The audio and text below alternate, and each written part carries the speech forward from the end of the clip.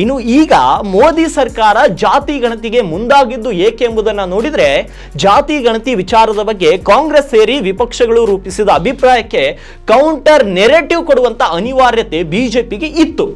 ಚುನಾವಣೆಯಲ್ಲಿ ಜಾತಿ ಗಣತಿ ಅಸ್ತ್ರ ಪ್ರಯೋಗಿಸುತ್ತಿದ್ದಂತ ಕಾಂಗ್ರೆಸ್ ಹಾಗೂ ಇಂಡಿ ಕೂಟಕ್ಕೆ ಟಕ್ಕರ್ ಕೊಡಲು ಜಾತಿ ಗಣತಿ ಕೇಂದ್ರ ಸರ್ಕಾರಕ್ಕೆ ಅವಶ್ಯಕತೆ ಇತ್ತು.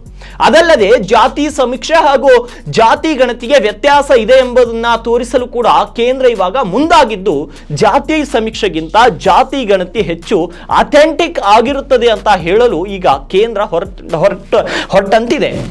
ಇದರ ಜೊತೆಗೆ ಜಾತಿ ಗಣತಿಗೆ ಆಗ್ರಹಿಸುತ್ತಿರುವಂತಹ ಕಾಂಗ್ರೆಸ್ ನಾಯಕರು ತಾವು ಜಾತಿ ಗಣತಿಯನ್ನೇ ಮಾಡಿಲ್ಲ, 2011ರಲ್ಲಿ ಸಾಮಾಜಿಕ ಆರ್ಥಿಕ ಜಾತಿ ಗಣತಿ ಮಾಡಿದ್ರಷ್ಟೇ, ನಾವು ಸಂಪೂರ್ಣ ಜಾತಿ ಗಣತಿ ಮಾಡ್ತಿದ್ದೇವೆ ಅನ್ನೋ ಒಂದು ಅಭಿಪ್ರಾಯವನ್ನ ಸೃಷ್ಟಿಸಲು ಬಿಜೆಪಿ ಮುಂದಾಗಿದೆ. ಇದರ ಜೊತೆಗೆ ಕ್ಷೇತ್ರ ಪುನರ್ ವಿಂಗಡಣೆ ವಿಚಾರದಲ್ಲಿ ಕೂಡ ಸೌತ್ ವರ್ಸಸ್ ನಾರ್ತ್ ಎಂಬ ನೆರೆಟಿವ್ ಅನ್ನ ಬೇರೆಡೆ ಸೆಳೆಯುವಂತಹ ಉದ್ದೇಶವು ಕೂಡ ಜಾತಿ ಗಣತಿ ಘೋಷಣೆಯಲ್ಲಿ ಇದೆ ಎನ್ನಲಾಗ್ತಾ ಇದೆ. ಇನ್ನು ಈ ಬಿಹಾರದ ವಿಧಾನಸಭಾ ಚುನಾವಣೆಯಲ್ಲಿ ಜಾತಿ ಗಣತಿ ಪ್ರಮುಖ ಅಸ್ತ್ರವಾಗಿಯೂ ಕೂಡ ಇವರು ಬಳಸ್ಕೊಳ್ಬಹುದು.